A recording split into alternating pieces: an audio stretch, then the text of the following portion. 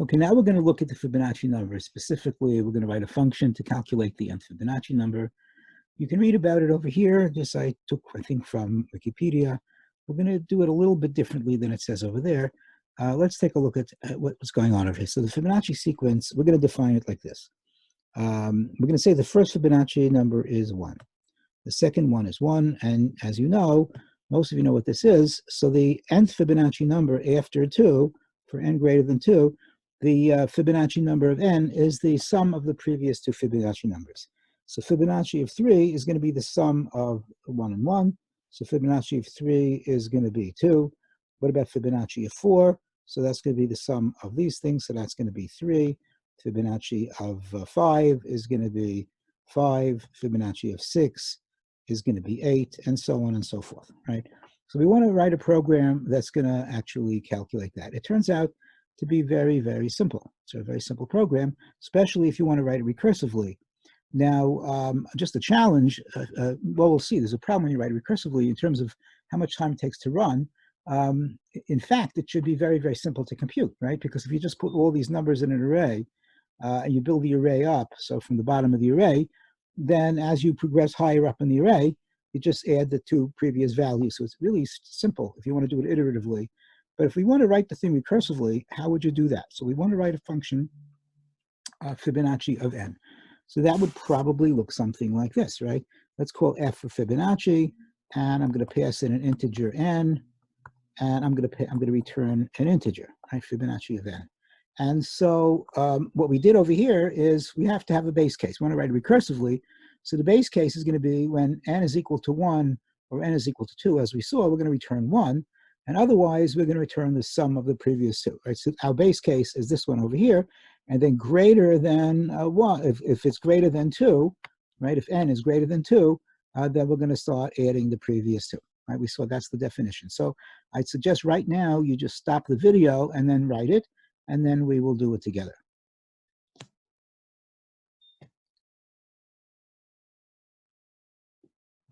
Okay, so let's do the base case first, right? So the base case is the following. If you give me n, which is going to be equal to 1, right? Or an n, which is going to be equal to 2. So by the definition of the Fibonacci sequence, we're going to simply return 1, right? But if not, if you give me something greater than 2, then by the definition we had up the previous page, you're simply going to do some calculations. And what you're going to calculate is going to calculate Fibonacci of n minus 1. And you're going to calculate Fibonacci of n minus 2. And you're going to add them together. And that's what you're going to return, right? It's trivial. It's very, very, very simple. So again, you're going to start, you're going to take this code. I hope you got it right. It's very straightforward. It follows directly from the definition. And you're going to take out the compiler, put this put the code into a file, compile it, and run it. And I want you to notice what's going to happen. It's going to be very interesting what's going to happen. So let's take some time off and do exactly that. So here is the program, the same we just wrote before, calculating Fibonacci of n, the base cases, n 1 and 2, return 1. Otherwise, we're going to, for Fibonacci of n, we're going to calculate Fibonacci of n minus 1, n minus 2, and add them together. And the main program is basically going to just test this and calculate it for Fibonacci of 1 all the way up to Fibonacci of 100. Okay, and we're going to see what happens as we run this thing. So if you just take a look at what we see here, it seems to be working fine, right? You look at 41, 5 and 1 gives me a 6, 5 and 4 gives me a 9, it's working. But you'll notice also that it is slowing down as it goes, as the number n gets higher and higher, right? It went pretty quickly on top, but then it's slowing. And look at this, 47 gave me a negative number. So this is crazy stuff, right? This doesn't make any sense. The really two issues that we have over here are, number one, the slowdown, and then number two, I mean, how can you have a Fibonacci number that's negative? Because as we saw, the Fibonacci numbers after 1 and 2, they're not only they're positive, but Fibonacci of n is always bigger than Fibonacci of n minus 1, right? So the numbers have to get larger and larger, and they certainly can't get smaller, and they certainly can't get negative. So the question, of course, is what is going on over here? So I'm going to ask you to refer to this as the video progresses, okay? So let's go back and see if we can do some analysis over here. That you get numbers, negative numbers over here. And then it switched all of a sudden, right? You had a negative number, and you're getting positive numbers, and you just run this, right? And see what happens. So, of course, the question is, there's two questions, right? The first question is, why does it slow down? And if you actually time this, you see that it's slowing down more and more and more each time, right? It's getting very tired. And then you get ridiculous results also, right? So this makes absolutely no sense, right? Number one, ridiculous results. And number two, why is it taking so long? So let's see if we can address these questions. So the first problem, as we just saw, it slows down.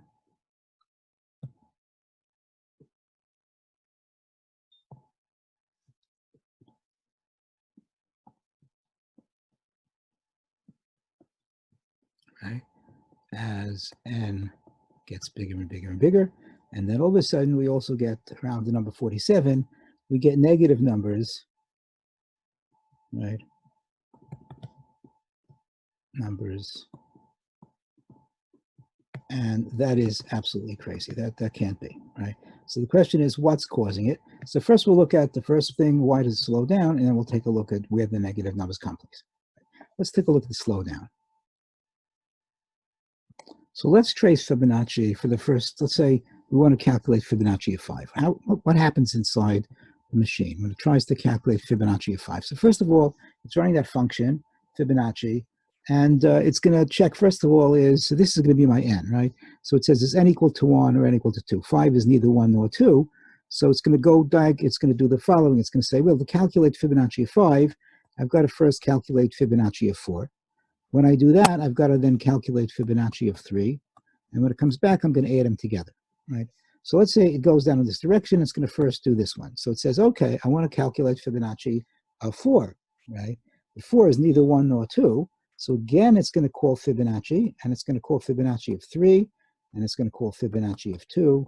And then when it comes back, it's going to add them together. But let's do this one. When it looks at Fibonacci of 3, it says 3 is neither 1 nor 2. So it's going to say, I got to do Fibonacci of 2. I've got to then call Fibonacci of 1. When I get back, I'm going to add them together. Well, Fibonacci of 2, it's going to call, this function will be called on 2. It's going to call the function, and it's going to say, I'm going to return a 1. It's going to go back over here. It's going to call Fibonacci of 1. It's to say, okay, I know what that is. That's a 1. So it's going to return a 1 and a 1, add them together, and it's going to go back up this way, and then come back and do Fibonacci of 2. Well, it's going to pass in a 2. So Fibonacci of 2 is going to return a 1. It's going to come, so then it's calculated this way. It's calculated Fibonacci of 4, comes back up in this direction, and it says, I'm not ready yet to tell you what 5 is, because I've got to calculate Fibonacci of 3. Well, 3 is neither 2 nor 1, so it's going to calculate then Fibonacci of 2. It's going to calculate Fibonacci of 1, right, and return the answer. So it goes in this direction. It says that's going to be a 1. And this thing is going to be a 1. It's going to come back, and it's going to return the value. But I want you to notice something. I did it for 5. I can extend it. What happens if I call Fibonacci of 6, right? So if I call Fibonacci of 6, so Fibonacci of 6 is going to first do Fibonacci of 5, and then it's going to do Fibonacci of 4. So as it does this, the Fibonacci of 5 is going to calculate the Fibonacci of 4. So this is a whole subtree going to get calculated. But then it's going to do it again over here. As it does this, it's going to do all of these things again, right? If I do this higher, if I do Fibonacci of 7, right, it's going to do Fibonacci of 6, and then it's going to do Fibonacci of 5.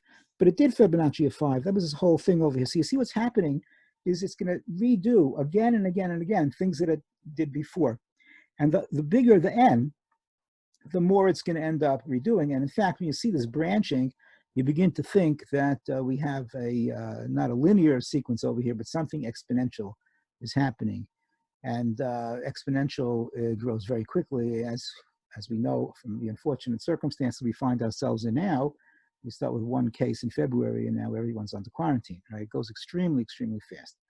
So let's see if we can take a look. So this is very bad. What about if we do how does it compare to factorial? So if we do the factorial, let's say if I do factorial of 5, right? Let's say f is now factorial, right? So f is equal to the factorial function. Does it have the same behavior? Well, no, because factorial of 5, that was really factorial. That's 5 times factorial of 4, right? And that's going to be 4 times factorial of 3, and that's going to be 3 times factorial of 2, and that's going to be 2 times factorial of 1, which is going to return a 1. So I don't have any branching behavior, right? Once it returns the 1 over here, then it's going to just multiply that by 2, and it's going to walk its way up.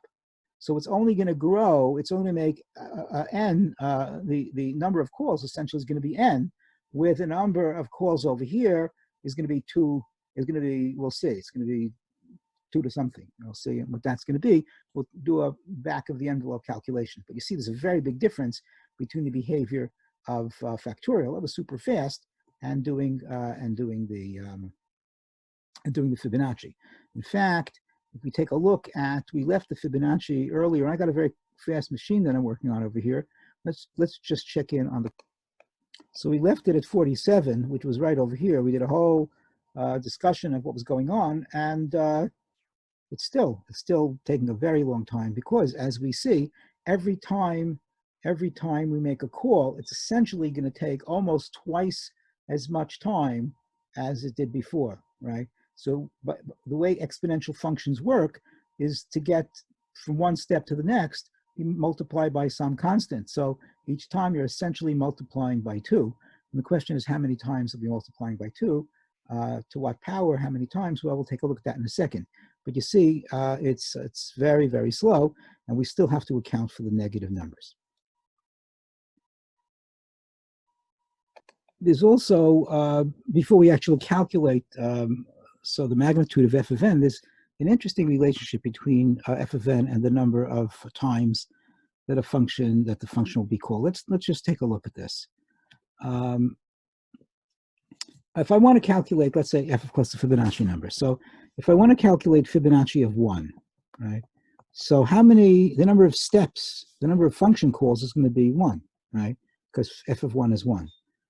So there'll be 1 call in the function f. What about if I want to calculate f of 2? How many calls are we making over there? So f of 2, so I have to call, well, don't call anything, right? Because by the definition, f of 2 is also 1. So for f of 1, I make 1 call. For f of 2, I make 1 call. What about f of 3? So as we saw, to do f of 3, I have to call f of 2, and I have to call f of 1. Each one of these yields 1 directly. So the number of calls is going to be, f of 2 is just 1 call here, right? F of 3 is going to be 2 calls, right? What about f of 4? What f of 4? So f of 4, how does f of 4 work? So f of 4 is going to call f of 3, and then it's going to call f of 2. And so how many calls is that going to make? Well, we saw that f of 3 is going to make 2 calls, right? And this is going to be 2 calls we saw from up here, right? And f of 2 makes just 1 call, so it's going to be 2 calls and 1 call in f of 2, so that's going to be 3, right? So f of 4 is 3. What about f of 5? What about f of 5? So f of 5, I've got to calculate f of 4. I've got to calculate f of 3, and then add them together. How many calls is f of 4 going to make? We saw f of 4 is going to make 3 calls. F of 3 is going to make 2 calls, so it's 3 plus 2. So that's going to be 5. So f of 5 is going to make 5 calls. That should look familiar, right? What about f of 6, right? So f of 6 is going to call f of 5, and it's going to call f of 4. And so how many calls is it going to make? Well, it's going to make f of 5 calls, which is 5, and f of 4 calls, which is 3. The total is going to be 8. Well, look at that. The number of calls is equal to the Fibonacci of that. So f of 1 is, well, this is the number of calls over here. So if we figure out what f of n is going to be, then we can figure out how many calls approximately going to be made as well. So that's very interesting. Let's see if we can figure out then what f of n is approximately, because we're going to do a sort of back of the envelope calculation. So let's get an estimate about how fast this thing is growing. What we're going to do is we're going to look at an estimate for f of n, say at the even numbers, right? So if this is going to be n, and this is going to be f of n, so we're going to look at f of n, the number, the Fibonacci of n, which is, as we saw, equivalent to the number of calls. We're going to look at it at 2, and at 4, and at 6, and at 8, and so on. And we're gonna see what happens as this thing grows, right? So let's take a look at, let's say, f of 4. What is f of 4 going to look like?